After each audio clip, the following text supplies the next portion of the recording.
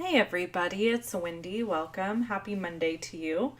Today I have a really fun little treat for you. This is a little Matchbox. I'm calling it that just because of how it opens. It's a little box that slides in and out of basically a belly band. And I just wanted to show you how I made it. So I've got some black rhinestones here that I don't end up using.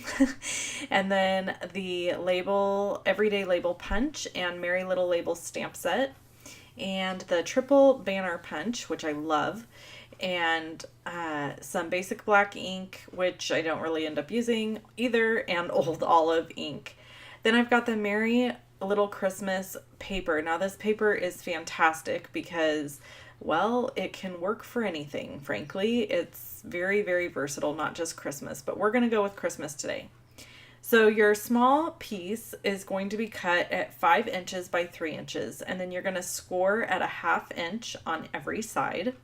So for me, it's just easiest to turn my paper and score. And then I'm going to use the other piece, which is cut at 5.5 by 4. This is what I'm calling the sleeve. And I'm going to score it at a 1/2 inch, 2.5 inches, 3 inches, and 5 inches. But before I do that, I'm actually scooting the paper out a little teeny bit from the edge of the scoreboard. And I'm doing that so that this will be just a little tiny bit larger than the box so that it will slide over easier.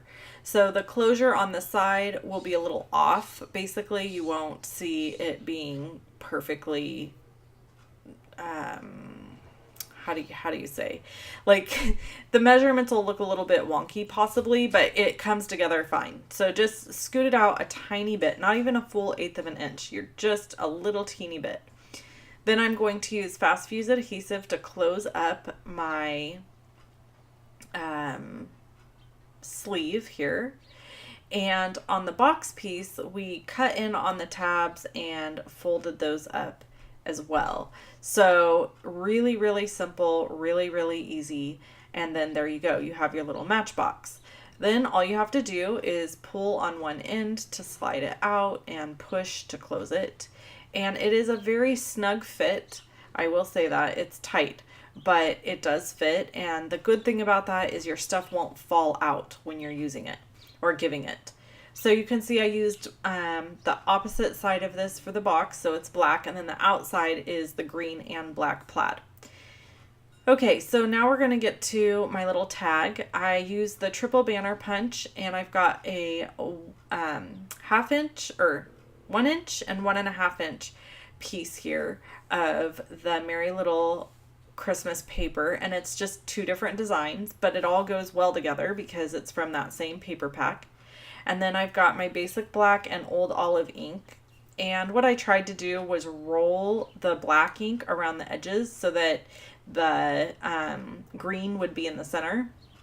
But what I learned from this, and that's why I left it in here, is to tell you, is that the basic black archival ink didn't really pick up to the paper or to the stamp after I'd already stamped it in the old olive.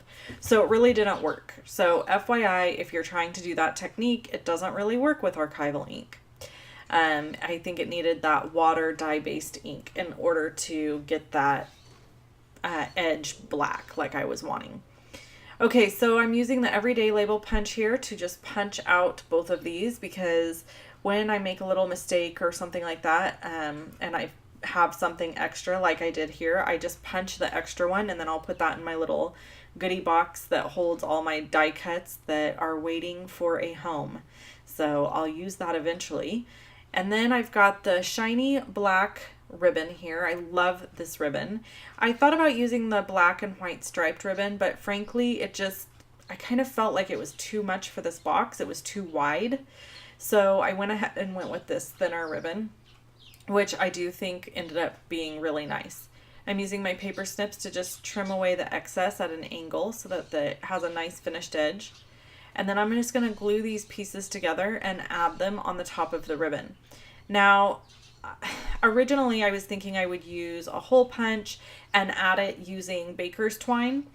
And then I didn't have my baker's twine in the room with me. And so I said, you know what? I'm just going to glue it onto the ribbon. And it actually worked great and it stayed. It hasn't come off. So even though I recorded this video, a few days ago, the little tag is still hanging onto the ribbon. And I think that's just because the fast fuse adhesive is so strong.